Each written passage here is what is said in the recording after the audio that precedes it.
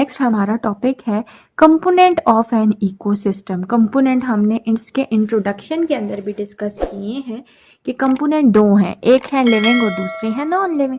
सो अब one by one हम इसको डिस्कस करेंगे कि लिविंग कंपोनेंट्स कौन कौन से हैं और नॉन लिविंग कौन कौन से हैं। ठीक है, इकोसिस्टम के कहते हैं मेजर दो कंपोनेंट होते हैं जो आपको पता है, एक है एबायोटिक और दूसरे आपके पास बायोटिक है।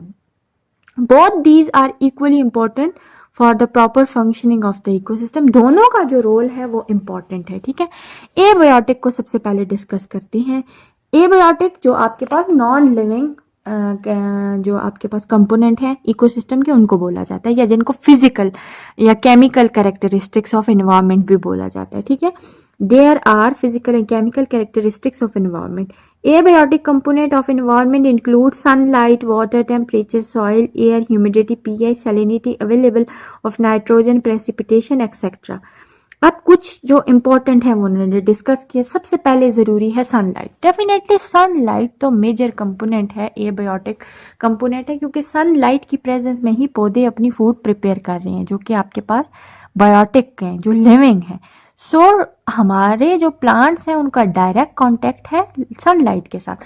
सनलाइट नहीं होगी तो फूड प्रिपेयर ही नहीं होगी, फोटोसिंथेसिस ही नहीं होगी, तो आगे बाकी तमाम जितने लेवल्स हैं वो आगे से रह ही नहीं सकेंगे, क्योंकि प्रोड्यूसर नहीं होंगे तो फर्दर आगे ना कंज्यूमर्स होंगे और ना डिकम्पोजर्स होंगे। ठीक है, सो सनलाइट क्या है? Sunlight influence the growth and the distribution of living organism. Sunlight की बेस पे ग्रोथ और डिस्ट्रीब्यूशन, जाहिर बात है डिस्ट्रीब्यूशन लिविंग ऑर्गेनिज्म की कैसे है वो उसको इन्फ्लुएंस कर रही है sunlight. Plant utilise sunlight during photosynthesis and prepare food. हमें पता है इस बात का कि पौधे फूड बनाने के लिए सनलाइट को यूटिलाइज करते हैं। लाइट इंटेंसिटी, लाइट की क्वालिटी और लाइट का ड्यूरेशन। ठीक है, लाइट की इंटेंसिटी, उसकी शिद्दत क्या है, उसकी क्वालिटी क्या है और उसका दौरानिया क्या है, ये अफेक्ट करता है एनिमल्स की और प्लांट्स की लाइफ को। ठीक है, for example plants growing under insufficient light do not develop chlorophyll.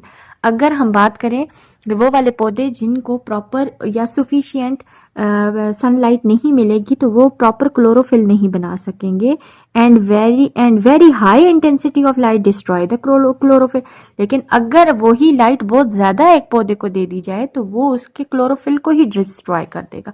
सो ये बहुत ज्यादा जरूरी है सनलाइट का कि वो उसकी जो आपके पास क्वालिटी है, उसका ड्यूरेशन है या जो उसकी इंटेंसिटी है वो एक जो होती है एक ऑप्टिमम लेवल पे हो। ठीक है, नेक्स्ट आपके पास जो फैक्टर है वो है वाटर।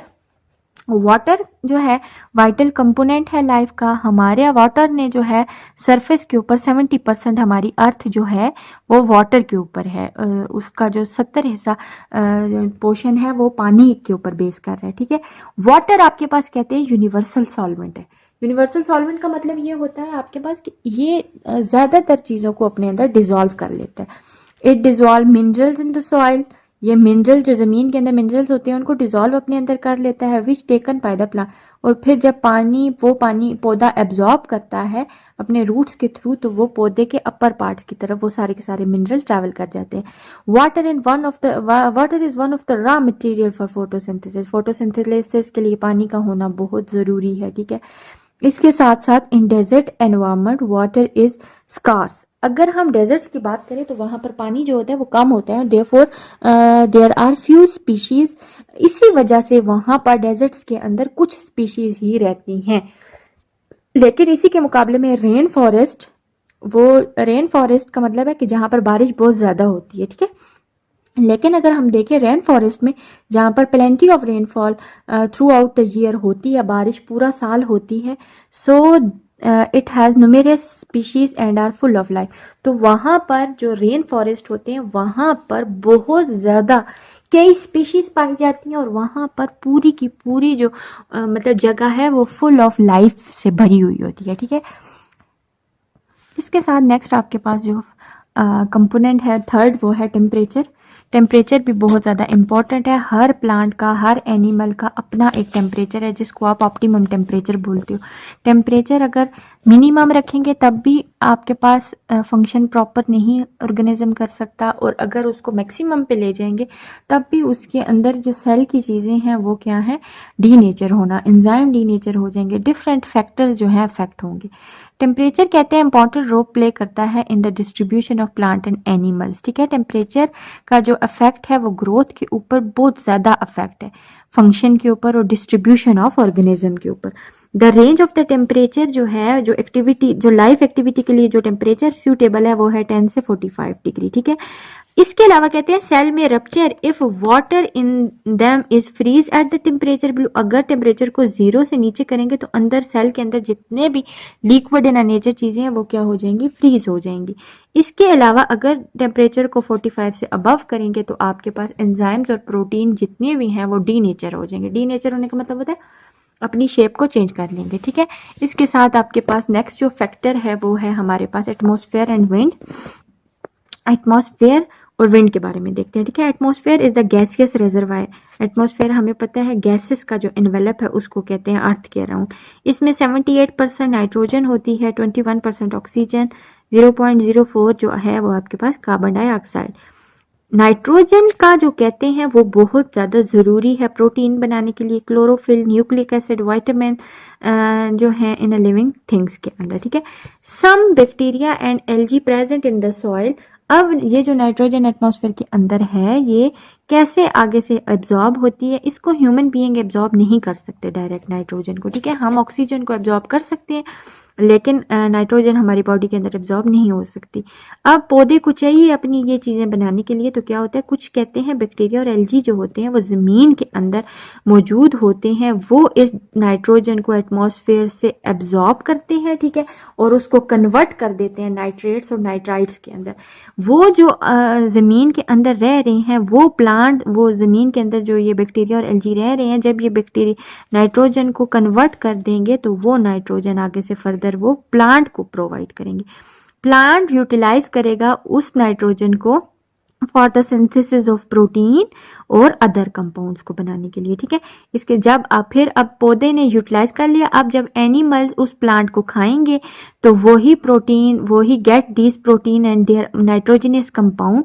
अब आगे से वो जब पौधे के अंदर मौजूद है, अब क्योंकि हम तो डायरेक्ट नाइट्रोजन नहीं एब्जॉर्ब कर सकते, हम पौधे को खाएंगे, पौधे के पार्ट्स को, तो पौधे के पार्ट्स के अंदर जो नाइट्रोजन कंटेन हुई होगी, प्रोटीन उसकी जो होगी, वो प्रोटीन जब हम लेंगे तो हमारी प्रोटीन की नीड्स जो है बॉडी के अंदर पूरी हो जाएंगी। ठीक है, इसके साथ आपको बताते हैं when plant and animal die, जब प्लांट या एनिमल मरता है दोबारा से बैक्टीरिया और फंजाई जो होते हैं ज़मीन के अंदर जो मौजूद होते हैं वो इन्हीं एनिमल और प्लांट के ऊपर रह के उनको क्या करते हैं, डिकम्पोज करते हैं, और जितना भी नाइट्रोजिनस वेस्ट मटेरियल होता है वो उसको नाइट्रोजिनस कंपाउंड में कन्वर्ट कर देते हैं हमारी बॉडी से, जो कि दोबारा से पौधे अगेन उस नाइट्रोजन को दोबारा से यूटिलाइज करते हैं।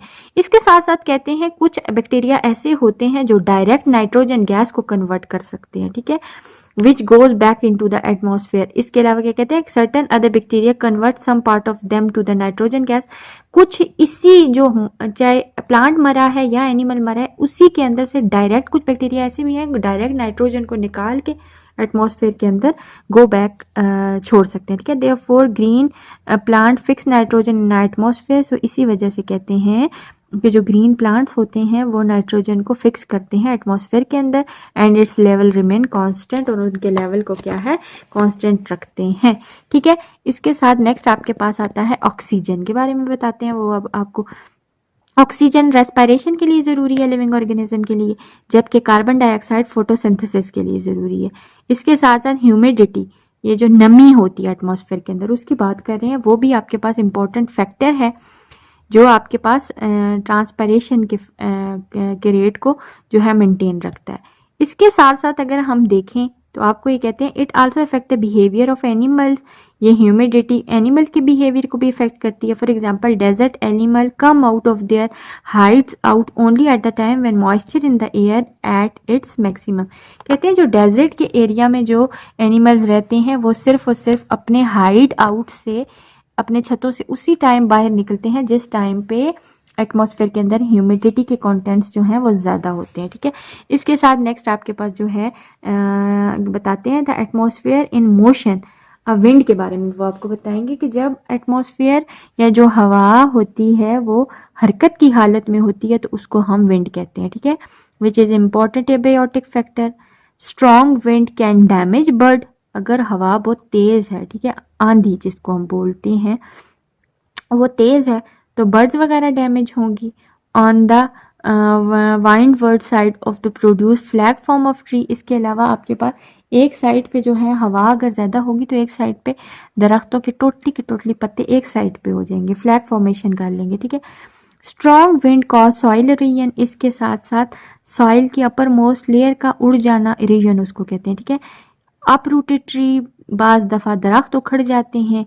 ब्रेक ब्रांचेस वगैरह को तोड़ देते हैं। Wind is also responsible for, लेकिन विंड का फ़ायदा ये है कि ये पोलिनेशन के लिए के लिए जो है रिस्पॉन्सिबल है and dispersal of seed and fruit, और इसके अलावा डिस्पर्स मीन फटने को कहते हैं, ठीक है। सीड्स और फ्रूट के फटने के लिए भी ये बहुत ज़्यादा फ़ायदेमंद साबित होती है आपके पास, ठीक है।